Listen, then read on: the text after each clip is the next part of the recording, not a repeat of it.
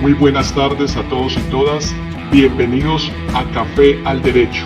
Les habla Giovanni Cano, estudiante del programa de Derecho de la UPTC.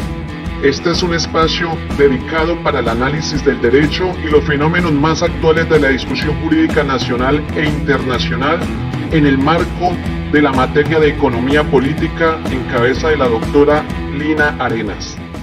Hoy vamos a hablar de lo más esencial de David Ricardo y sus planteamientos de libertad económica, quien era uno de los pioneros de la macroeconomía moderna y continúa siéndolo a la fecha de hoy, de la economía clásica y de ese liberalismo económico.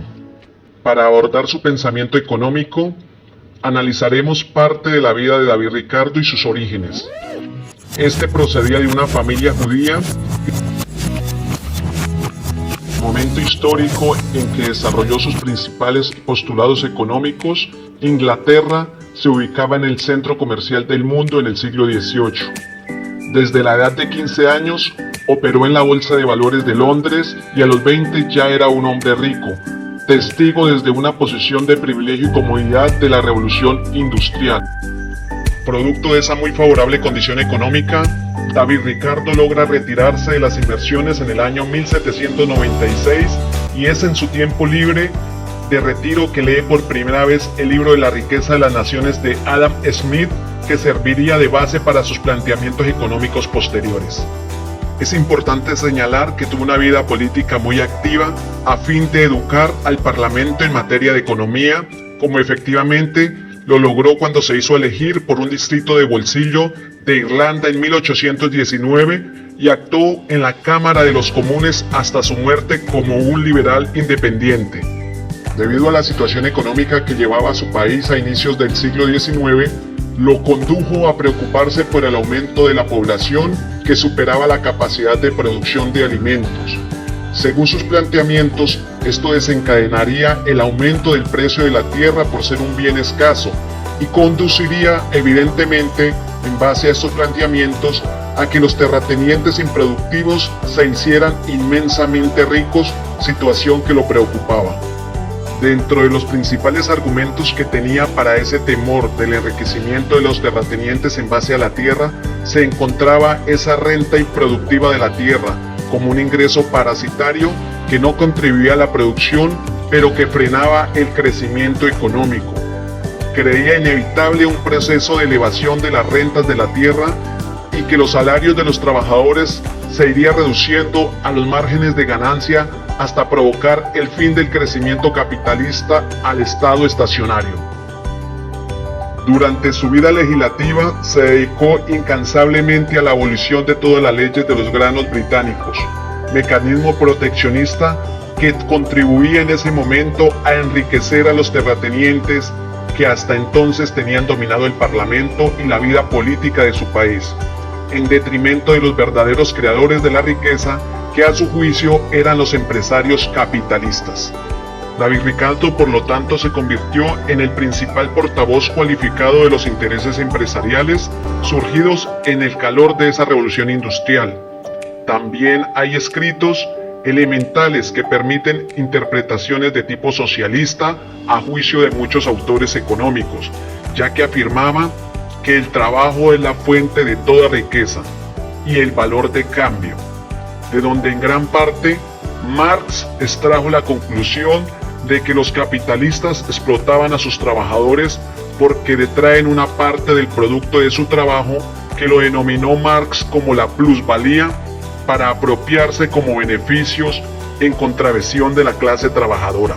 Aprovechó entonces Marx la idea ricardiana del estado estacionario para profetizar un derrumbamiento inevitable del sistema capitalista, agotado por sus propias contradicciones, que posteriormente materializaría Marx en su libro.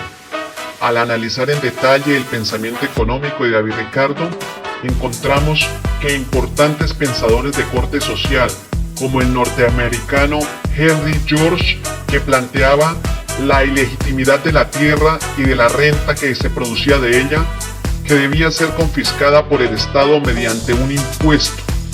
Gracias a esos postulados económicos ricardianos en contra de los terratenientes, que muchos autores alrededor del mundo denunciaron el monopolio de los propietarios de la tierra sobre un recurso considerado limitado. Su teoría económica plantea un modelo de sociedad capitalista con modelo económico para alentar la inversión privada y promover el crecimiento del mercado. A continuación vamos a abordar sus principales postulados económicos. La teoría de hierro de los salarios. En esta teoría plantea que el nivel de salarios de un país forzosamente debe oscilar al nivel de subsistencia mínima, o sea, subir o bajar de acuerdo a esta subsistencia que necesita la clase trabajadora. Para explicar la teoría de hierro de los salarios, David Ricardo plantea dos casos hipotéticos. El primero, si se paga demasiado, en el cual incentiva el nacimiento de niños nuevos por las familias obreras y ocasiona el aumento de la mano de obra, y esto finalmente bajaría el precio del trabajo.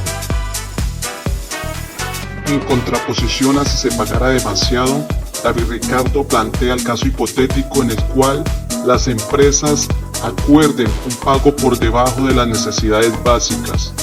En este momento, la clase obrera, al no tener las condiciones necesarias para brindar una alimentación y un bienestar en su niñez, generaría una muerte progresiva de estos niños, que desencadenaría finalmente el número muy bajo de trabajadores, lo que aumentaría el precio de la mano de obra al final.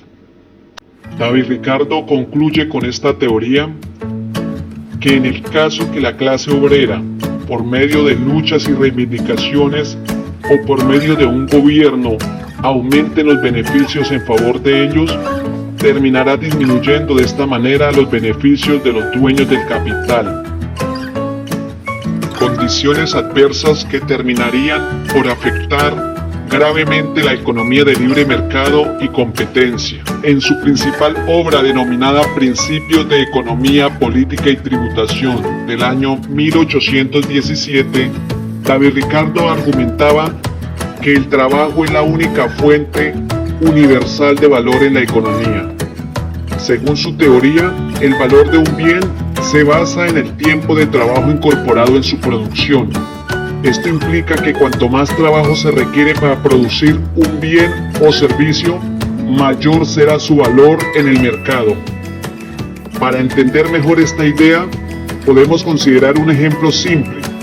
Si se necesitan 10 horas de trabajo para fabricar una mesa y 5 horas para producir una silla, entonces, según la teoría del valor del trabajo, la mesa tendría el doble de valor que la silla, ya que requiere el doble de trabajo para su producción. En esta misma obra, David Ricardo hace un importante aporte a la macroeconomía, al considerar la ventaja comparativa como una explicación del beneficio mutuo que pueden obtener dos países al especializarse cada uno en la producción de los bienes en los que tiene una ventaja comparativa y luego comerciar entre sí. La ventaja comparativa se refiere, según David Ricardo, a la capacidad de un país de producir un bien a un costo de oportunidad más bajo en comparación con otro bien en relación con otro país. Su libro, David Ricardo ilustró con un ejemplo muy sencillo, utilizando dos países, Portugal y Reino Unido, y dos bienes diferentes, el uno el vino y el otro la tela. Aunque supongamos que Portugal puede producir tanto vino como tela con menos recursos que el Reino Unido, la idea es que uno de los países tiene una ventaja comparativa en la producción de uno de los bienes. En este caso, Portugal tiene una ventaja comparativa en producción de vino, mientras que Reino Unido tiene una ventaja comparativa en la producción de tela. Por esto, a pesar que Portugal podría producir ambos bienes más eficientemente que el Reino Unido, lo más beneficioso, según el planteamiento de David Ricardo, para ambos países sería especializarse en la producción del bien en el que tienen una ventaja comparativa y luego realizar una comercialización entre ellos. Por ejemplo, Portugal podría concentrarse en la producción de vino y Reino Unido en la producción de tela. Luego, Portugal podría exportar ese vino al Reino Unido y a cambio importar la tela que produce el Reino Unido. Ambos países, de esta manera, según su planteamiento en el comercio internacional, terminarían beneficiándose de su relación comercial. Algunos de los aportes adicionales que David Ricardo planteó a la teoría económica son los siguientes.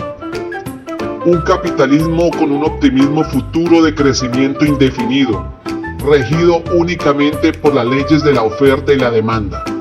Segundo, el capitalismo como mejor sistema económico. La existencia de la pobreza por la culpa del individuo porque no ha tomado la oportunidad y no ha querido salir de ella. Tercero, cualquier favorecimiento mediante la intervención de un gobierno en favor de la pobreza le hará un daño a la sociedad, porque perjudica a las generaciones futuras y plantea como innecesario su permanencia en la sociedad. Cuarto, la libre competencia como medio de desarrollo entre los individuos, dueños de los medios de producción que tienen la garantía de la propiedad privada. Son muy importantes los aportes realizados a la economía por David Ricardo. Sin embargo, merece hacer algunas críticas, dentro de las que tenemos las siguientes. Primera, la ley de oferta y la demanda no refleja las necesidades más trágicas y urgentes de la sociedad, en especial de las poblaciones que no tienen capacidad de transformar su trabajo en demanda, en capacidad de compra. Segundo, aquellas poblaciones necesitadas sin poder para comprar sus necesidades nunca van a transformarse en demanda, generando la muerte de millones de niños por hambre en familias sin capacidad de compra.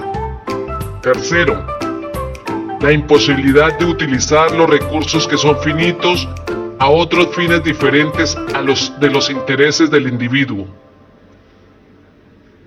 Quinto, plantea la posibilidad de generar riqueza desde una posición muy privilegiada a la cual él gozó desde su nacimiento, que desconoce la realidad de millones de personas. Sexto, desconoce las fallas del mercado y la posibilidad del decaimiento del capitalismo, ya que su optimismo estaba precedido por el momento eufórico de la revolución industrial y la apertura de nuevos mercados, producto en gran parte por el ingreso de los recursos del descubrimiento de América y el saqueo y mal llamada colonización. Quiero agradecer a aquellas personas que han permanecido hasta el final de este podcast en Un Café al Derecho. Muchas gracias y los espero en un próximo programa.